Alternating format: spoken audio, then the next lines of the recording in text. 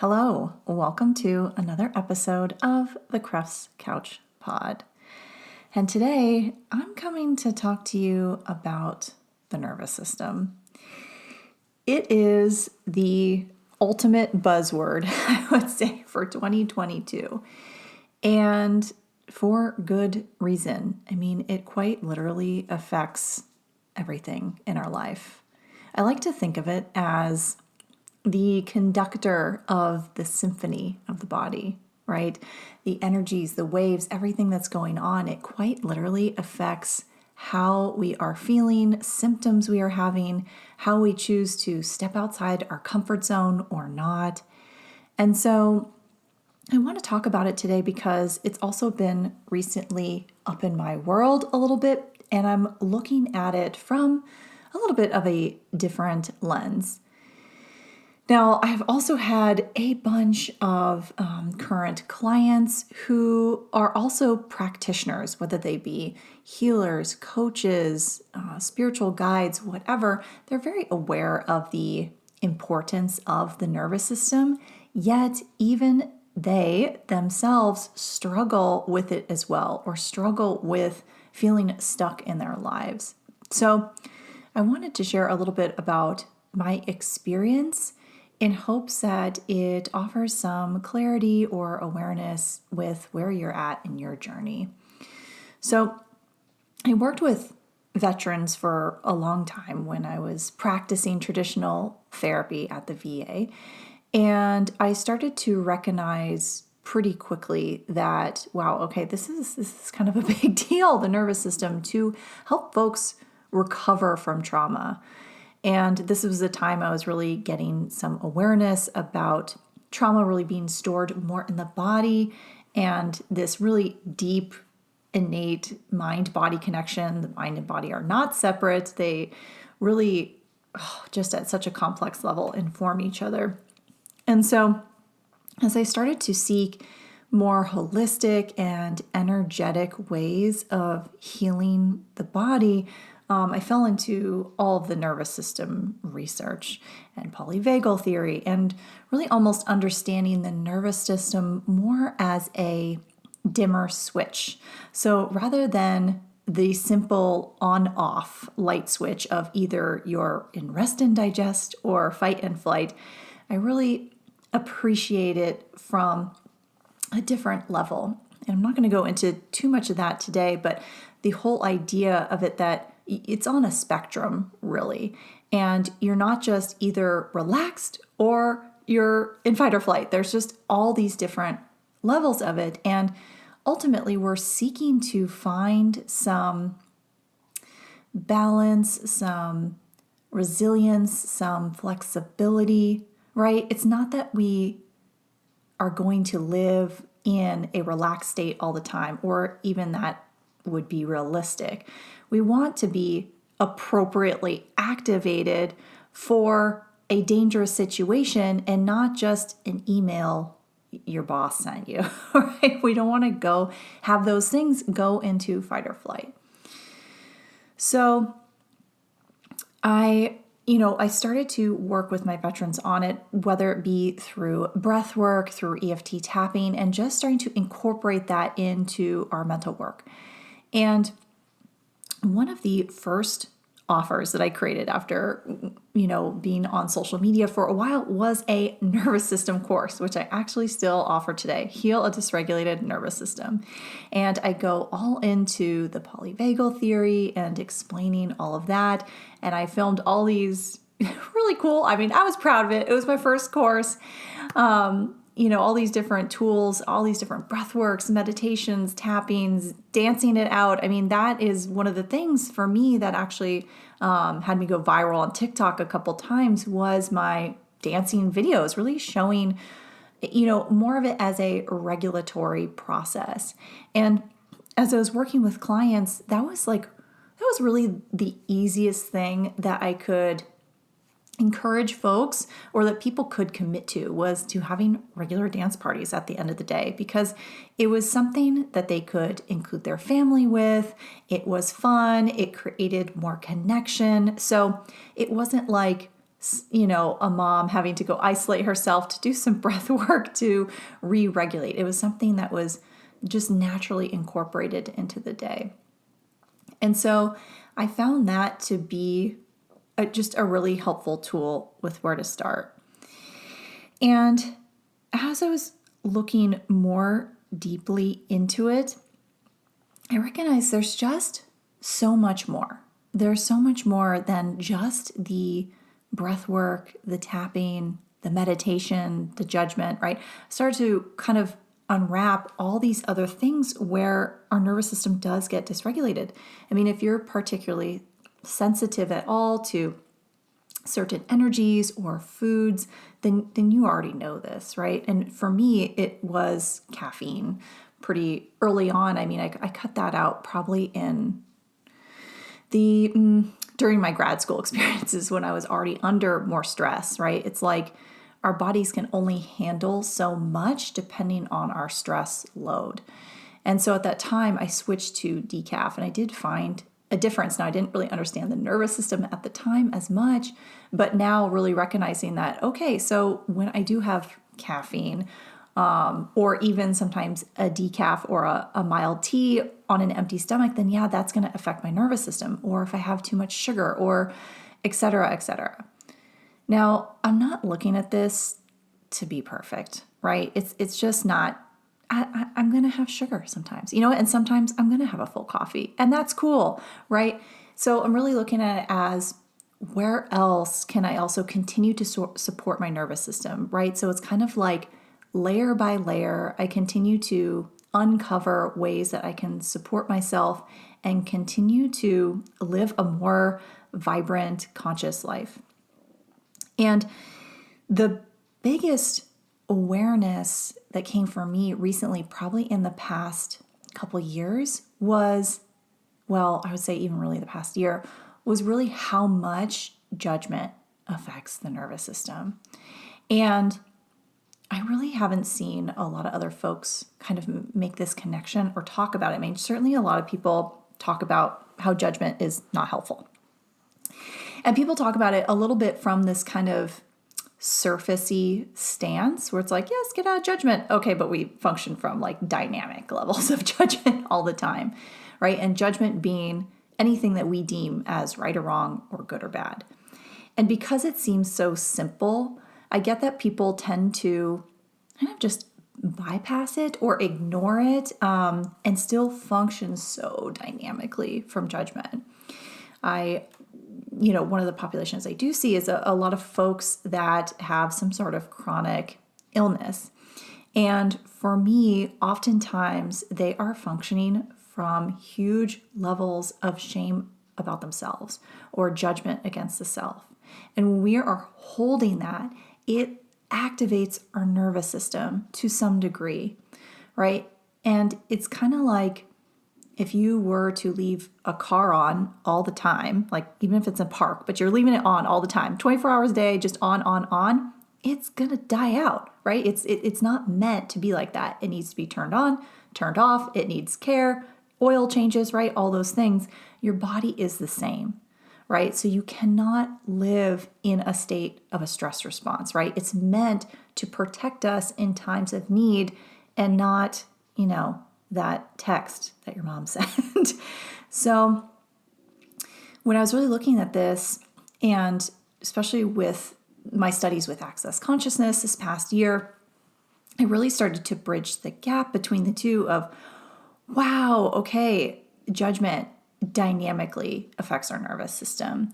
And in general, you might be saying to yourself, well, I don't really function from that much judgment. I'm like pretty much, I see the best in people and blah, blah, blah. Like, right, you might have this kind of sense where, okay, that's not really me, Janine. And I'd like to invite you to look a little deeper. If you are still struggling with some sort of anxiety, some sort of really innate doubt in yourself, struggle to take action on your dreams. Maybe it's a little bit of insomnia here and there. I mean, what is the symptom that is tied to your nervous system. And yet at the same time, you're like, I'm pretty relaxed. I do some breath work. I have a meditation practice. I work out. I do yoga. Like you do all the things. You're already very aware, but yet you're still having some sort of symptom. Now, to me, the way the body responds, symptoms are always an indication of what's going on unconsciously, something that's going on with the unconscious mind. And for a resource that I just love, I love Louise Hay, Heal Your Body from A to Z. Book is so helpful. It has a list of all these physical symptoms and then a probable emotional root cause. She did some research with, studied some German healing new medicine, GNM. I might have butchered that. German new medicine, German healing knowledge. I know the name has changed a couple times, but the idea within that, which is not something I'm trained in, is that the body is adapting and healing constantly. And so it's not viewed from the point of illness, but rather the body is reacting and responding to some sort of, conflict, mental conflict that we're having. And that just resonates so deeply to my soul. So check that out for yourself and see if that's something that resonates with you.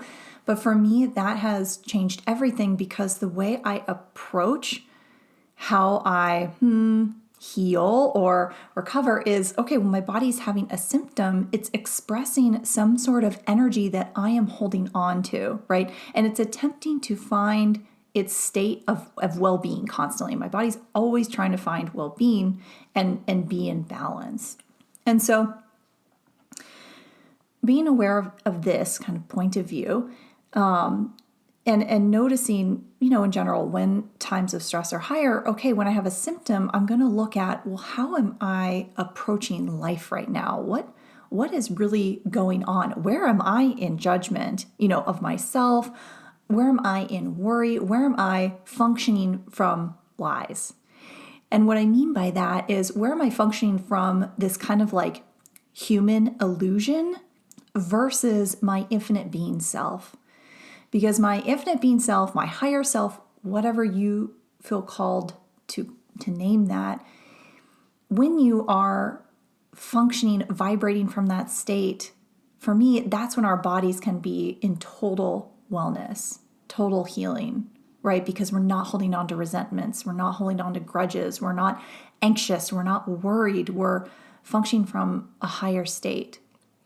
And I get we have a lot to navigate in this human experience. And when we can remind ourselves and function more frequently from that higher energetic, then that is going to create more ease on our body. Because the moment that you can let go of the shame, let go of the burdens and making yourself wrong, your nervous system exhales. So to me, if I'm functioning from shame and it hurts my body, then that's a lie. It's not true, right? Because anything that contracts my body and has me go into a nervous system response, to me, that's my body telling me, hey, this is not the way to be. This is not what's going to create greater. So what else could you choose? So coming from that, I recently moved from Austin, Texas to Frisco. So not even a huge move. Folks who know me, I've moved around quite a bit depending on my schooling or my husband who's a chef, his jobs. And so we've moved around quite a bit and made bigger state moves, right? Like it's like a 17-hour drive or something like that, like big moves cross state lines. And this, I was like, we got this. This is a 3.5-hour drive. It's just up the state. We're in the same state. How does it get any easier than that, right? So really seeking to focus on creating as much peace and relaxation and safety within my body, because I know moves in general are still a big stressor. Even if you've done it a million times, it's still a big stressor. And this one particularly had more because we bought our first house, so to speak. We do own a condo, but it was our first house, home with a yard and front yard and like all those things. So that was a big deal. And there was also just, a lot going on in the collective energy around the housing market this past summer. as well as I was seeking to orchestrate things to create a lot of ease in our move-in process. So getting all the kind of reno things we wanted done before moving in. And then just, moving in with ease, all the things you have to coordinate with that, right? And so I thought, I got this. I know how to manage stress. I'm doing my breath work. I'm doing my tapping. I'm making sure to continue to walk and things like that. And it was probably like a couple months before we moved out that I just started to notice just little things, right? It was like, oh, my eyelid's a little peely, is that eczema, or is that just, do I need to clean my eyebrow brush, my eyeshadow brush? What is this? Oh, do I just need to moisturize? What's happening? And of course, I know it's like my body's talking to me somehow. Something's going on. Okay, whatever. And we move here, and I'm like, okay, we're settled. We've got this. We, unpack very quickly because we're used to this. We're organized, and we settle in pretty quickly. So I'm kind of like, why am I still anxious? Like I was just perceiving a lot of random things. Like, for instance, I started to have some lightheadedness that I was like, oh, am I having blood sugar issues? What's happening? I had like 3 ocular migraines within a week. And these are kind of things that will happen when I get stressed. I'm like, oh, my stress is a little high right now. And the most, kind of interesting, impactful ones where what happened was my husband was driving, and it was a rainy day, and we were out, and I could feel that I was already anxious.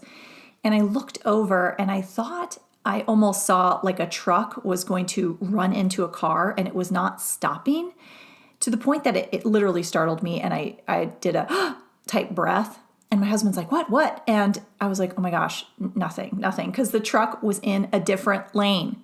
It was in a different lane, but my depth perception was off because of how anxious I was, because of how much I was tuning in to that radio station, because my nervous system was pretty jacked. So those couple things, it's like we always reach out for more support when the body gets louder. Those couple things had me, reach out to a naturopathic doctor. I hadn't seen someone in quite some time. And so it was also just time to, see what's going on with the body, what's happening. And I was really excited to find someone that, had similar ideas to well-being and the body. And so we did all sorts of tests, like just kind of the typical labs. We also did thermography, which is this really cool device that's able to read inflammation and different energy patterns in the body, to show where, potential things could start happening, right? If there's just a lot of inflammation in one area, okay, that's something to address now before it becomes matter, right? Or something like dis-ease. So I did that. And then this doctor also does muscle testing to ask my body what it's requiring, whether it be just any sort of treatments or supplements or things like that. And so I just love that whole approach. But my point being with this and sharing this with you is that the major thing that came out that was asking for support first was my adrenals. Adrenals, the things that support you when you go into fight or flight. So of course I was like, oh, here it comes. She's going to say I need nervous system work. Holy cow. Oh my gosh. And I looked at that in the sense of, it's not helpful for me to go into shame about it. Like, what? I'm the psychologist. I teach this to people. I know this. Like, I should manage this all the time. No. We are constantly navigating our own journey and can teach and facilitate and guide people no matter where you're at, right? Because your lived experiences, your embodied experiences are codes to help others, are codes to help facilitate people out of their own stuff.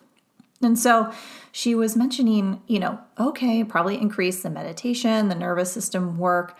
And besides also then looking into where am I still functioning from lies to me. I mean, that's kind of how I put it together. She was talking about, reading the 4 agreements and saying that there was some psychological stuff as well. And to me, I was just getting, okay, wow, this has been maybe a couple years now that I've been functioning from a higher state of stress. Because from the thermography, she said it looks like this has been kind of a newer state of stress in the past 3 to 5 years. She's like, what's been going on the past 3 to 5 years?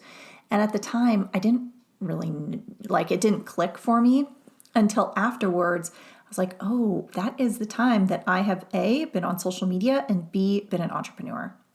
And those were huge changes in my life in the sense of social media, putting myself out there, being exposed, more vulnerable to receiving lots of judgment.